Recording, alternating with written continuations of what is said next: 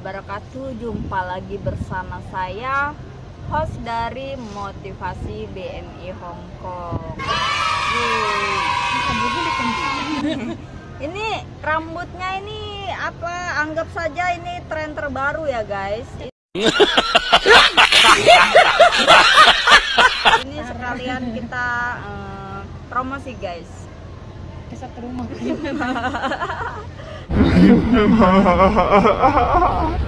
Nah, semoga sehat selalu untuk para subscriber dan para pendengar yang sedang mendengarkan cerita saya kali ini.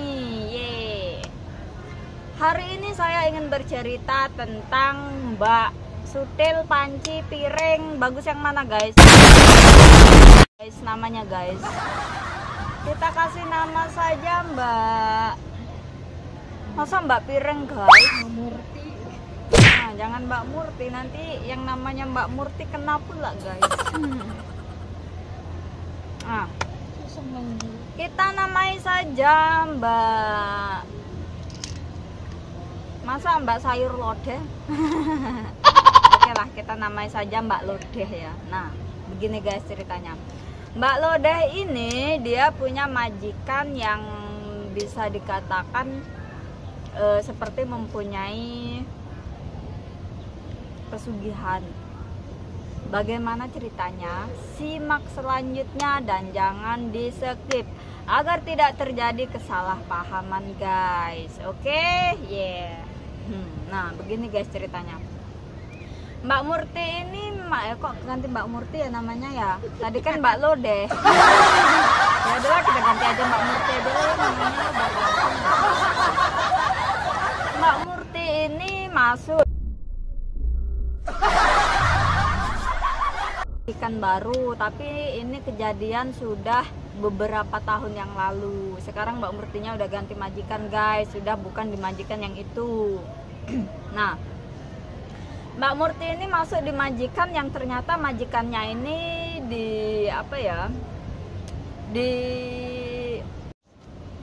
Nah, begini guys ceritanya guys. Beberapa tahun yang lalu Mbak Murti itu dapat seorang majikan. Mbak Murti ini bekerja juga di Hong Kong.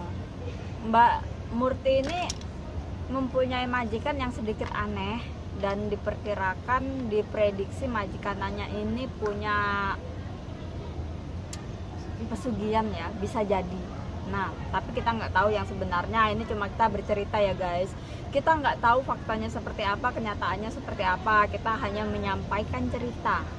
Nah, Mbak Murti ini masuk di rumah majikan itu. Di rumah majikan itu guys, ada satu kamar yang nggak boleh dibersihkan, nggak boleh dirapikan, nggak boleh dimasukin. Tapi pintu kamar itu nggak dikunci guys. Jadi nggak boleh dimasukin orang. Kau kira masukin apa? Orang nggak boleh masuk gitu. Nah, orang tuh nggak boleh masuk ke situ kecuali majikannya guys. Nah, pada suatu hari anaknya ini lari-lari. Anaknya masuk ke dalam kamar itu. Dan setelah majikannya tahu kalau anaknya masuk ke kamar ini, majikannya marah besar guys. Sampai Mbak Murti ini hampir diinterminate dan anaknya dihukum sampai 1 hari 1 malam nggak dikasih makan. Bayangin. Mati dong.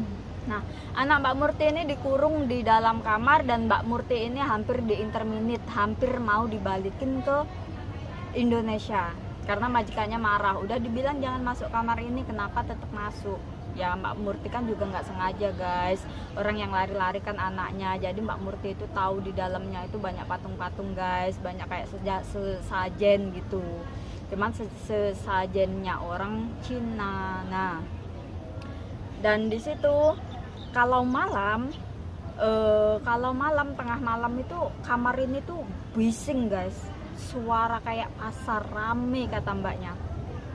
Terus kalau mbaknya di rumah sendirian itu mbaknya juga sering kadang dia melihat majikannya, tapi majikannya tiba-tiba memang majikannya kan udah keluar, tapi kok ada majikan lagi kayak gitu loh guys. Itu sering kata dia udah nggak kaget. Terus dia juga sering kalau di rumah sendiri itu kayak ada sekelebat kayak gitu loh guys. Terus pernah juga dia itu satu malam, tengah malam dia bangun guys. Dan ketika bangun, dia lihat jendela di sebelah kamar dia itu, padahal dia tinggal di lantai sekitar lantai 12 kalau nggak salah. Nah, di lantai 12 bayangin guys, tapi dia melihat di balik kaca itu ada pasar guys. Dan dia melihat majikannya ada di situ.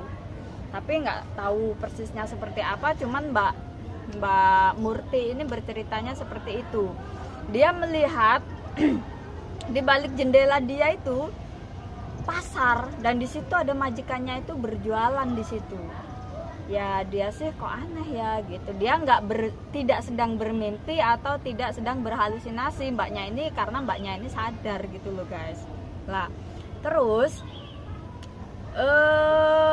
pada suatu hari pernah juga majikannya itu bawa ayam segar, ayam masih sehat guys. Ayam masih sehat itu dibawa ke kamar itu. Tapi nggak tahu dibawa keluar ayamnya udah nggak ada nyawanya, udah mati.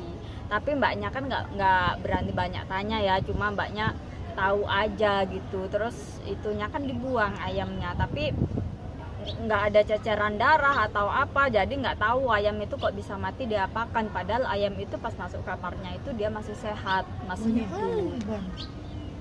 Nah terus selanjutnya ini majikannya ini kan punya anak, yang satunya idiot katanya, terus yang satunya kan meninggal masih kecil, terus yang satunya itu masih kecil, yang anak terakhir itu, yang anak pertama idiot, yang anak yang kedua ini kalau ada yang mirip majikannya seperti itu ya jangan disamakan ya guys, bisa jadi bukan itu gitu kan.